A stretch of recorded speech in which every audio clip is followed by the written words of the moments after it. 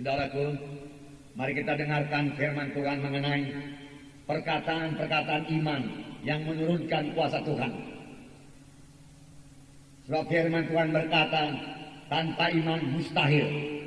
Setiap anak-anak Tuhan harus punya iman kalau dia mau menerima jawaban atas doanya. Dan pujilah Tuhan, semua kita boleh memiliki iman. Kalau Tuhan menuntut supaya kita punya iman, kalau Tuhan minta supaya kita harus punya iman supaya doa kita, supaya kita bisa mengalami mujizat Tuhan, kita harus punya iman. Dan tidak semua anak Tuhan boleh punya iman, maka Tuhan itu tidak adil. Tetapi yang benar ialah Tuhan memang meminta semua anak-anaknya memiliki iman untuk menerima jawaban doanya, untuk menerima kuasa Tuhan. Dan Tuhan telah memberikan iman bagi semua anak-anaknya. Saudara sudah memiliki iman, saya sudah memiliki iman. Walau iman saudara barangkali hanya sebesar biji sesawi saja, firman Tuhan berkata itu sudah cukup untuk memindahkan satu gunung. Pada hari ini mari kita lihat bagaimana kita mempraktekkan iman tersebut, supaya kuasa Tuhan turun dalam hidup kita, supaya kita menerima jawaban atas doa kita, supaya kita menerima kuasa Tuhan dan ajaib Tuhan yang belum berubah itu dalam hidup dan pelayanan kita. Markus pasal 7 ayat 24 sampai 30. Mari kita baca bersama-sama. Lalu Yesus berangkat dari situ dan pergi ke daerah Tirus. Ia masuk ke sebuah rumah dan tidak mau bahwa ada orang yang mengetahuinya, tetapi kedatangannya tidak dapat dirahasiakan. Malah seorang ibu yang anaknya perempuan kerasukan roh jahat segera mendengar tentang dia, lalu datang dan tersungkur di depan kakinya. Perempuan itu seorang Yunani bangsa Sirofenisia. Ia memohon kepada Yesus untuk mengusir setan itu dari anaknya. Lalu Yesus berkata kepadanya, biarlah anak-anak kenyang dahulu, sebab tidak patut mengambil roti yang disediakan bagi anak-anak dan melemparkannya kepada anjing. Tetapi perempuan itu menjawab, benar Tuhan, tetapi anjing itu di bawah meja juga dapat lemah-lemah yang dijatuhkan anak-anak. Maka kata Yesus kepada perempuan itu, karena kata-katamu itu, pergilah sekarang, sebab setan itu sudah keluar dari anakmu. Perempuan itu pulang ke rumahnya, lalu didapatinya anaknya itu terbaring di tempat tidur, sedang setan itu sudah keluar. Luar biasa kuasa Tuhan. Seorang ibu yang bukan orang Yahudi datang kepada Tuhan Yesus.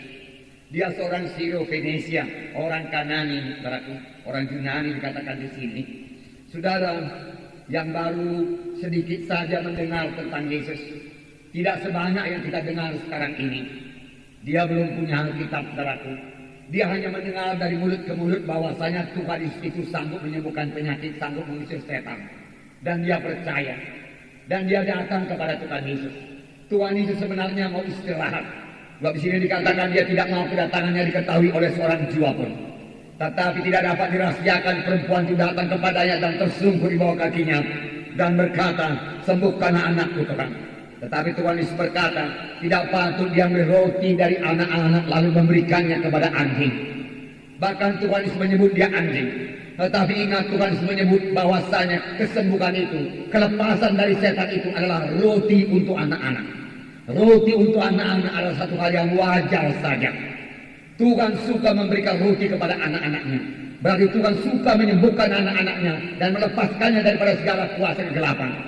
Ingat, saudaraku, bahwa dengan tiap-tiap penyakit ada hubungannya dengan roh-roh jahat di udara ini, saudaraku. Oleh sebab itu, kalau kita mau sembuh daripada penyakit, kita harus mengusir roh penyakit itu daripada kita di dalam nama Yesus. Tuhan Yesus berkata tidak patut diambil roti daripada anak-anak dan memberikannya kepada anjing. Benar Tuhan, namun anjing juga makan remah-remah yang jatuh daripada meja tuannya. Tuhan Yesus berkata, hai perempuan, karena kata-katamu itu, hai perempuan, karena kata-katamu itu, pergilah, anakmu sudah sembuh. Dan perempuan itu pulang, didapatinya anaknya terbaring, tidur, dan setan itu sudah meninggalkan anaknya. Tuhan Yesus berkata, karena kata-katamu itu, bukan karena doamu, karena kata-katamu itu. Saudaraku, ada waktunya saya berdoa, ada waktunya saya berkata-kata. Demikian juga saudara, ada waktunya saudara berdoa, ada waktunya berkata-kata. Saudara, baik doa kita, baik kata-kata kita harus tepat, saudara. Perempuan ini perkataannya itu begitu berkuasanya perkataan tersebut, sehingga mendorong Yesus untuk menyembuhkan anaknya. Begitu berkuasanya perkataan perempuan ini, begitu berimannya perempuan ini, sehingga Yesus harus menolong anaknya. Walaupun mula-mula masih ditolak oleh Tuhan Yesus. Itu hanya kepada anjing, belakangan anjing itu dia katakan. Namun remah-remah saja mencukup Tuhan untuk anakku itu. Tuhan berkata, karena kata-katamu itu, pergilah, anakmu sudah sembuh, setan itu sudah keluar. Kata-kata kita yang beriman, yang berkuasa, saudaraku, setan pun tidak sanggup menahannya, saudaraku. Saudara yang kekasih dalam nama Yesus, perkataan perempuan ini menyebabkan kuasa Tuhan turun. Bagaimana dengan perkataan kita? Apakah perkataan kita juga mengundang kuasa Tuhan atau mengusir kuasa Tuhan? Bisa juga perkataan kita itu mengusir kuasa Tuhan. Sebab perkataan yang kita ucapkan bukanlah perkataan yang beriman, tapi perkataan yang kalah, perkataan yang mengeluh, perkataan yang berkata tidak mungkin lagi saya ingin tolong Tuhan. Matilah saya Tuhan. Memang nasibku sudah begini Tuhan. Saudara, perkataan yang demikian mengusir kuasa Tuhan. Tapi perempuan ini berkata, walaupun anaknya sudah kerasukan setan tak berapa lama saya tidak tahu. Tuhan, dia katakan, anjing-anjing juga apa remah-remah yang jatuh dari meja tuannya. Saudaraku, Yesus berkata, besarlah imanmu. Jadilah kepadamu sama sebagaimana kau percaya. Ini tertulis dalam Matius 15, cerita yang sama. Dalam hukum Markus dikatakan karena kata-katamu itu anakmu sembuh. Matius 15 saya bacakan kepada saudara. Matius 15 ayat 27 dan 28. Kata perempuan itu, benar Tuhan, namun anjing itu maka remah-remah yang jatuh dari meja tuannya. Maka Yesus menjawab dan berkata kepadanya, hai ibu, besar imanmu, maka jadilah kepadamu seperti yang kau kehendaki. Dan seketika itu juga anaknya sembuh. Di sini Tuhan Yesus berkata, hai perempuan, besarlah imanmu. Besarlah imanmu, jadilah kepadamu sama sebagaimana yang kau percaya. Besarlah imanmu. Mengapa Tuhan Yesus berkata besarlah imanmu? Sebab kata-katanya juga penuh dengan iman, penuh dengan kepercayaan. Jadilah kepadamu sama sebagaimana imanmu, sama sebagaimana yang kau percaya. Pada saat itu juga anaknya sembuh. Saudara, kalau Tuhan berkata kepada kita pada pagi hari ini, jadilah kepadamu sama sebagaimana yang kau percaya, apakah yang kita terima? Tuhan berkata, jadilah padamu sama sebagaimana yang kau percaya. Dalam hatimu, jadilah padamu. Apa yang akan saudara terima? Apakah saudara akan menerima kesembuhan saudara? Apakah saudara akan menerima berkat yang berkelimpahan?